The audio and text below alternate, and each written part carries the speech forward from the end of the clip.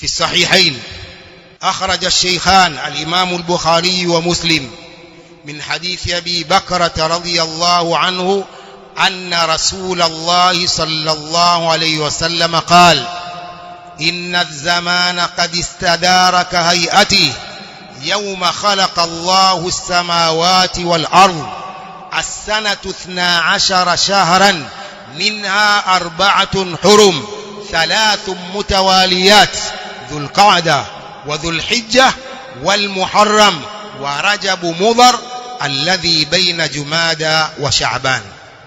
Mtume sallallahu alaihi wasallam katika hadithi hii anabainisha miezi hiyo minne mitukufu aliyoielezea Allah subhanahu wa ta'ala kwa ujumla, akasema minha 4 hurum, katika miezi 12 kuna miezi minne mitukufu.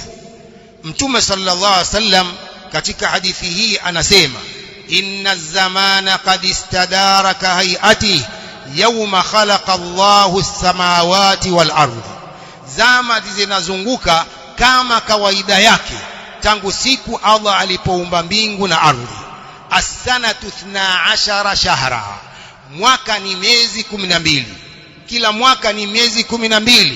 Minha 4 hurum, katika miezi hiyo kuna miezi minne mitukufu. 3 mutawaliyat, miezi mitatu imefuatana: Dhulqaada, mwezi huu tulionao, wa Dhulhijja, wal Muharram, wa Rajabu Mudhar alladhi baina Jumada wa Shaaban. Wanasema maulama, Mtume sallallahu alayhi wasallam anasema wa Rajabu Mudhar kwa sababu kuna kabila linaloitwa Rabi'a. Kabila tu Rabi'a lilikuwa likiona kwamba mwezi wa Ramadhan ndio mwezi wa Rajab aliyokusudia Allah aliposema baina Jumada wa Shaaban. Wao wakasema baina Shaaban wa Shawwal, mwezi wa Rajab ni mwezi wa Ramadhani. Kabila la Rabi'a ndivyo lilivyokuwa likielewa, lakini Mtume sallallahu alayhi wasallam akabainisha kosa lao hilo na kusema Rajabu Mudhar, Rajab Mudhar alladhi baina Jumada wa Shaaban, ni Rajab ya kabila la Mudhar, Rajabu ambayo iko baina ya Jumada al-akhirah na mwezi wa Shaaban. Baadhi ya maulama wanasema Mtume sallallahu alayhi wasallam ametaja Rajabu Mudhar kwa sababu kabila hili la Mudhar ndilo lililokuwa likiuadhimisha sana mwezi huu wa Rajab kuliko makabila mengine. Ndio Mtume akasema wa Rajabu Mudhar alladhi baina Jumada wa Shaaban.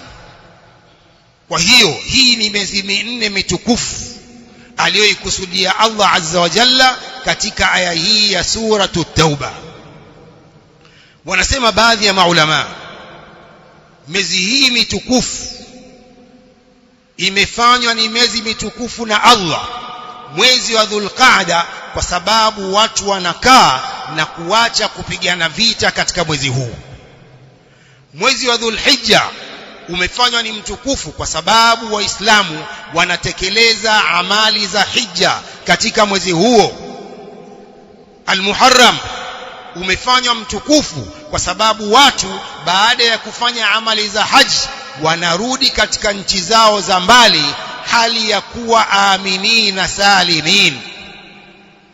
Mwezi wa Rajab, wanasema mwezi wa Rajab umefanywa mtukufu kwa sababu watu wanafanya ziyaratul baitil haram kwa ajili ya amali za umra.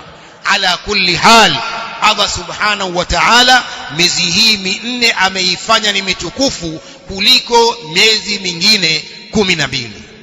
Wallahu a'lam.